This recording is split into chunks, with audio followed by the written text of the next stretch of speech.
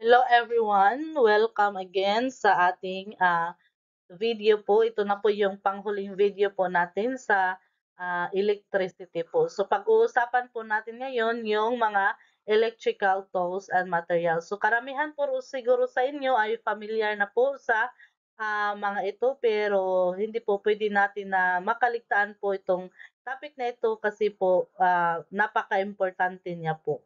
Okay, let's proceed. So let's start with our electrical tools. So unang-una po we have the screwdriver. So itong screwdriver po, pag sinabi po nating screwdrivers, ito po ay ginagamit po natin para po matighten or malusin or kaya mahigpitan or maluwagan po yung ating mga screws po. So itong screwdriver po, it comes in many form.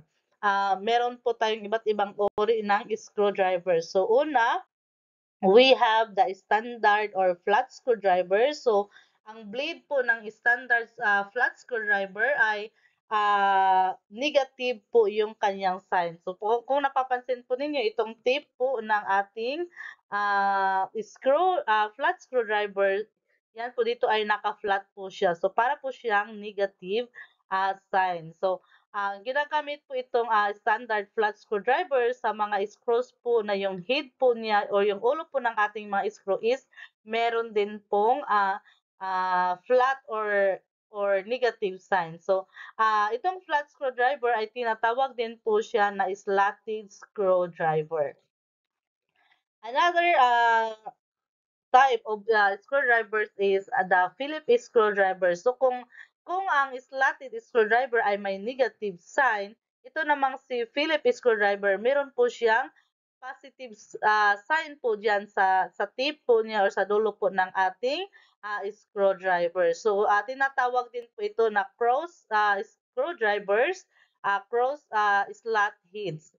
Yan. So of course, ginagamit din ito sa mga screws na yung ano po niya, yung head po niya is naka positive sign po yan. Kapag ganyan po, screws ko po kunyari yan. Then, we also have the stubby screwdrivers. Itong stubby screwdriver, so pwede siyang slotted, pwede din po siyang cross po yung kanyang tip. So, pwede po siyang naka-negative sign or pwede din po naka-positive sign yung kanyang tip. So, kaya po nung nasa picture po natin. However, itong pag sinabi po natin stubby screwdriver is maliit po siya yan.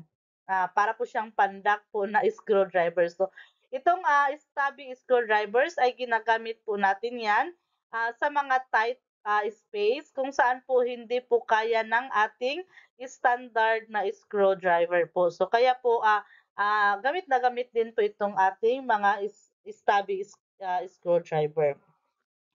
So another tools na ginagamit po natin sa ating electrical wirings is itong tinatawag po natin na hammers or martilyo sa atin. So itong martilyo po, kagaya po ng screwdriver, it comes in many form din po siya. So meron tayong iba't ibang klase po ng hammers, pero hindi po natin ito iisa-isahin ngayon kasi pagdadaanan pa rin po natin sila sa ating carpentry.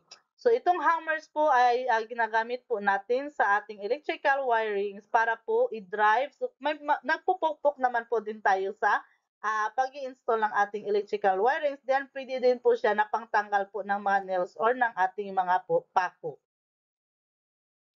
Then we also have the pliers. So again, ang pliers po natin ay it comes in many forms din po siya. So meron po tayong combination, merong long nose, then meron din po tayong side cutting pliers. So kapag po ito pong pliers ay ginagamit po nating pang-cut, pwede siyang pang-twist, pang-bend, pang-hold, or pang-grip po ng ating mga wires sa kaating mga cable. So, first types of pliers that we have that we commonly use in electrical wiring is yung tinatawag po natin na combination pliers. Itong combination pliers, kilala din po siya sa tawag na lineman's pliers. So, yung lineman po, sila po yung mga tagagawa po sa ating sa ating linya po ng ating kuryente. So kapag po may sira po sa ating mga poste, yung nakikita po ninyong mga mama na umaakyat po sa poste, sila po yung tinatawag po natin na lineman. So itong combination pliers, so siya po yung usually na ginagamit po ng ating lineman kasi nga po from the word itself na combination, so naka-combine na po sa kanya yung dalawang function po ng pliers. So meron na pwede na itong pang-cut, pwede na din po siyang pang-hold kasi naka-combine na po yung function ng long nose sa function po ng ating side cutting pliers. So ginagamit po ito ng ating mga linemen in doing heavy tasks. Then we also have the side cutting pliers. So itong side cutting pliers ay hindi niya po kayang mag-hold, but it can cut po medium and big wires. Yan. Yan po yung pinaka-function po ng ating side cutting pliers. So hindi na naman po siguro kayo malilito kasi meron na po siya sa kanyang pangalan na cutting. So ibig sabihin, pang-cut po talaga siya. We also have the long nose pliers. So ito yung sinasabi ko kanina. So tinatawag siya ng long nose plier kasi yung itsura po talaga niya is mahaba po talaga yung kanyang kanyang nose siguro ito. Okay, so itong long nose pliers ay hindi niya kaya yung this is used for cuttings and holding fine wire. So pwede din po siya. Then, this can reach tight space. So, pwede siya sa, kayang-kaya niya po na maabot po yung kasi nga mahaba po yung kanyang ating metal part po dito. So, kayang-kaya niya po abutin yung mga hindi kayang abutin po ng ibang pliers. So, it is also used in making terminal lobes of copper wires. So again, sa ating pliers, we have the long nose wire, the combination, the long nose pliers, hindi wires, the long nose pliers, the combination pliers, and the side cutting pliers. Okay, we have here the wire gauge. So, sino ba sa inyo yung familiar po sa tools po na ito? So, yung function po ng ating wire gauge is mini-measure niya po kung ano yung size ng ating wire. Kasi, for example, bibili po kayo meron po kayong as available sa workplace ninyo na may available po kayo na TTH in wire. Pero wala na po siyang box. So, ang TTHN is wala yata siyang nakasulat sa kanyang insulator kung ano po siyang size. So, kapag po hindi po kayo sigurado kung anong size po yung wire po na yon, so pwede niyo po siya gamitan ng wire gauge. So, paano ba gamitin ito? So, kung napapansin po ninyo, meron po siyang mga butas-butas diyan. Yan. So, yung conductor po ng ating wire, pag sinabing conductor is yung pinaka-wire po talaga sa loob ng ating wire.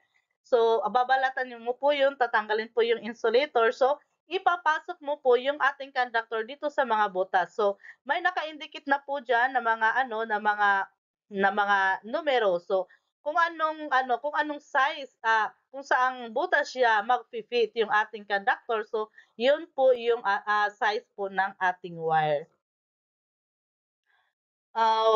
We also have here the micrometer. So, yung function po ng micrometer is like din po ng wire gauge. So, minimeasure niya po yung diameter sa thickness ng ating wires or ng ating cables. Pero itong si micrometer is iba yung kanyang paraan. Meron siyang sariling paraan paano i-measure yung ating cable or ating wire. So, kung sa wire gauge ay pinapasok po natin sa butas si wires po natin.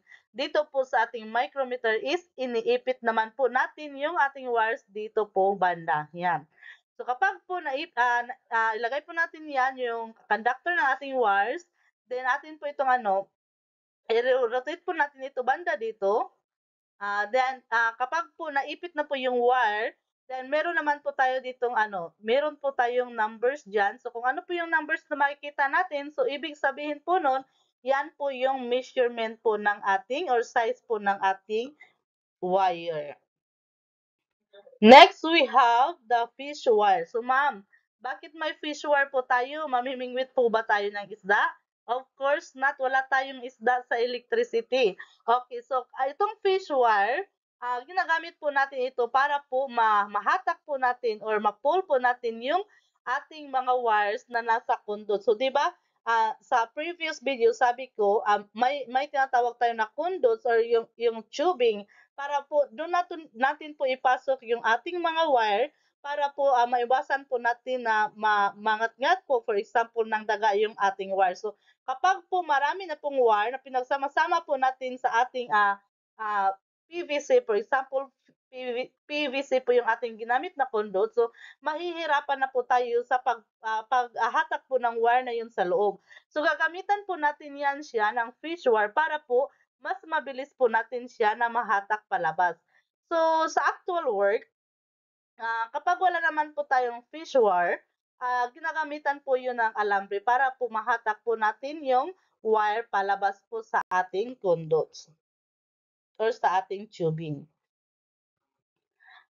Next, we have the wire stripper. So, itong wire stripper is, ano to siya, parang yung makabagong to sa ngayon po na mas pinapanali niya po yung trabaho po ng ating mga electrician. Yung pinaka-function lang naman ng ating wire stripper is para po tanggalin, mapabilis matanggal yung insulator po ng ating wire. So, iipitin mo lang dyan ng ating wire, then boom, tanggal na po yung ating insulator. Pero, it's okay naman po kung yung ating electrician is wala siyang wire stripper as long as meron po siyang electrician's knife. Kasi yung electrician's knife, pwede naman po din po siya pang tanggal ng insulator. Kaya lang, medyo mano-mano yung ating electrician's knife.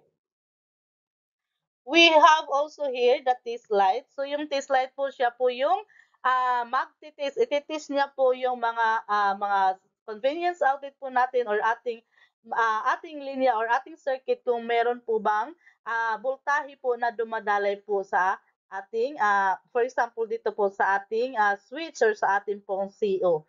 So kapag po umilaw yung banda dito sa may handle, so ibig sabihin po niyan meron po tayong kuryente sa outlet po na yan.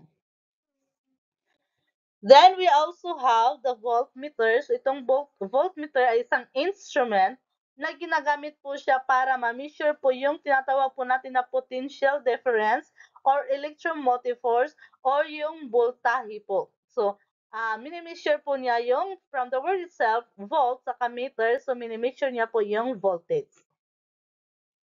We also have here the ammeter. So yung ammeter from the word amps, so mini-measure niya po yung electric current. Pero meron naman pong ibang uri po ng instrument na kaya din po niyang mag-measure po ng ating electric current. So ito yung tinatawag po natin na clamp ammeter. Ang pinagkaiba lamang po ng ating ammeter sa clamp ammeter is itong clamp, so kung napapansin po ninyo, ay ika-clamp lamang po natin ito sa ating wire. Then lalabas na po dito sa kanyang parang sa kanyang screen yung reading po niya kung ilan po yung available na current po na dumadaloy po sa wires po na yun. Then we have here also the VOM or the volt milliammeter. So itong VOM, so para po siyang kape na 3 in 1. So sa isang instrument ay kayang-kaya niya na po gawin yung function po ng ohmmeter, function ng voltmeter, function ng um, ammeter. So kaya niya pong i-measure yung current, yung resistance, saka po yung ating voltage. So 3 in 1 po yung ating VOM. So pagbagitin po natin na tatlong syllables, VOM, tatlong letra. So 3 in 1, kaya niya pong mag-function ng 3 function po na ng ating mga iba't ibang instrument na voltmeter, ammeter, saka ohmmeter. So 3 in 1 na po again yung ating VOM. So, ito yung sinasabi ko kanina na electrician's knife. So, kung wala kayong wire stripper, pwedeng-pwede naman po yung ating electrician's knife. So, nakakatanggal din po siya ng ating insulator. Then, kapag po for example, may kaya din kayong putulin using the knife sa sa workplace po natin. So, pwedeng-pwede po natin ito na gamitin. We also have here the portable electrician's knife. Kapag sinabi po natin portable, siyempre nabibitbit po natin yan, very handy. So ito lang, ang pinaka-function po ng ating portable electric drill is tagagawa lamang po siya ng butas yan. For example kasi mag-i-install po tayo ng electrical wiring sa walls, then yung pagkakabitan po natin is naka-concrete, then hindi naman po natin kinokonsel or hindi natin ibinabaon po sa mismong concrete yung ating wiring. So gumagamit po tayo ng portable electric drill para po mabutasan, ma-attach po natin siya with the use of clamps. Kasi kung ipapako naman po natin yan, may tendency po na yung wires po sa loob ng ating tubings ay matanggal po yung kanyang insulator at magka-problema po tayo. So, again, portable electric drill is yung pinaka-function niya is tagabutas lamang po. We also have here the convenience outlet. So, ito na po yung mga materials na po na usually in-install po natin kapag meron po tayong mga electrical works. So, itong convenience outlet, ito lang naman yung saksakan po, yung pinagsasaksakan po ng inyong mga cellphone kapag po nag-charge po kayo. So, sa convenience outlet, meron tayong sa ating example dito, dalawa po itong ori. So, meron po tayong naka-flash type. So, yan. Pag sinabi pong flash type is yung parang nakabaon po yan sa wall.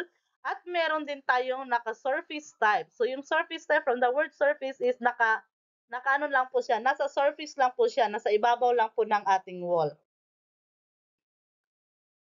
We also have here the male plug. So, meron, kilalang-kilala natin to kasi yung mga appliances natin ay meron po nito sa kanilang mga wires. Yung isinasaksak po mismo natin sa convenience outlet. Yan, sa wires natin TV, sa wires ng refrigerator, or mapa-blender man yan, or mapa-rice cooker man yan. So, meron po yan, male plug po. So, itong male plug po is a flat cord attached to it on one end and the other end is connected to the current consuming instrument or appliance.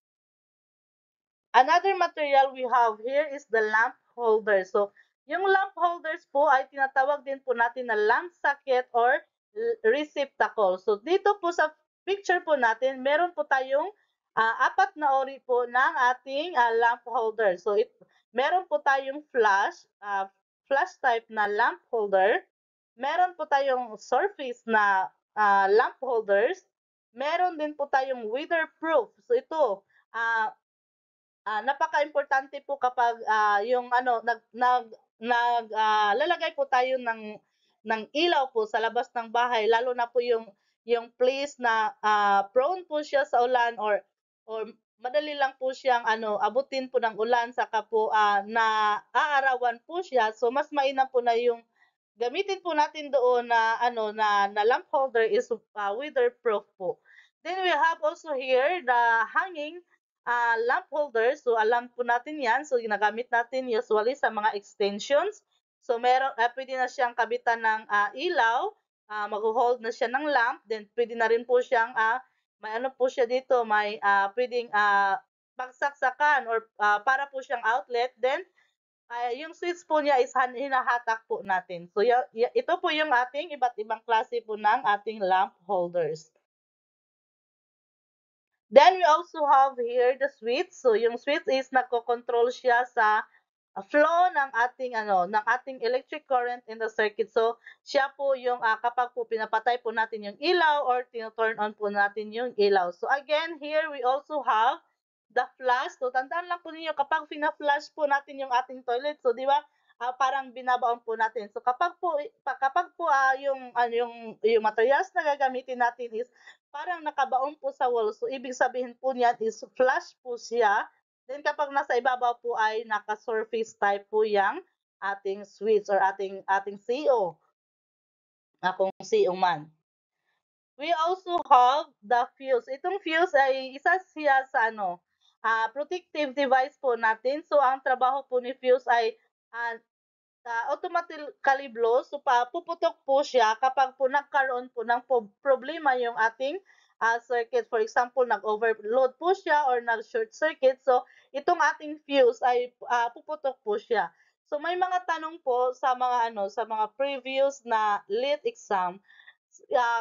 Pag nagpalit daw po kayo ng nasirang fuse. So, ano daw po yung ipapalit po ninyo? So, ang sagot po doon is kapag po anong size at anong uri po ng fuse yung nasira, yun po yung yun din po yung klase po ng fuse na i-replace po ninyo sa kanya. Hindi po pwede na sasabihin mo, ay lumakas yung yung kuryente, hindi kinaya ng fuse namin. So, yung malaking ampera na yung i-replace ko sa kanya na fuse. So, hindi po gano'n yung tamang tamang pag-replace po ng ating fuse. So, dapat kung ano po yung ating pinalitan, yun din po yung ating gano'n na gano'n din po yung ating i-replace po sa kanya. We also have here the circuit breaker. So itong circuit breaker is another protective device din po siya. So sinabi ko ito sa previous video na itong si circuit breaker ay kaya niya pong automatically mag-trip off or isasara niyo po yung daloy po ng kuryente kapag po meron pong tayong trouble sa circuit. So kapag na-detect po ng circuit breaker na lumakas po yung voltahe po or daloy po ng kuryente, at sa paningin po niya ay hindi niya po kakayanin, is automatically po isinasara po yan ng circuit breaker. Kaya po, very advisable po ang circuit breaker para po hindi po tayo prone po sa sunog or sa disgrasya po sa ating mga electrical wirings. We also have heard the junction box. Itong junction box po ay ginagamit din po natin sa ating wiring installation. At ito po ay meron po siyang 8 sides, kaya octagonal in shape po siya kasi meron po siyang 8 sides. So ito po yung place kung saan pinagdugtong-dugtong po natin yung wires po sa ating electrical connection po sa loob po ng ating bahay. So, it comes in, pwede siyang metal or pwede din po siyang PVC or plastic. We also have here the utility box. So, itong utility box ay po siya, ginagamit din po siya sa ating wiring installation. Kapag po nag-install po tayo ng mga naka-flash na convenience outlet. So, ito po yung ito po yung nilalagay po natin sa ilalim po ng ating mga walls. So, dito sa gitna, dito natin i-connect yung mga wire. Then dito sa parang bunganga po ng ating utility outlet, diyan po natin i-attach. So dito may lagayan ng screw 'yan, nakikita po ninyo 'yan.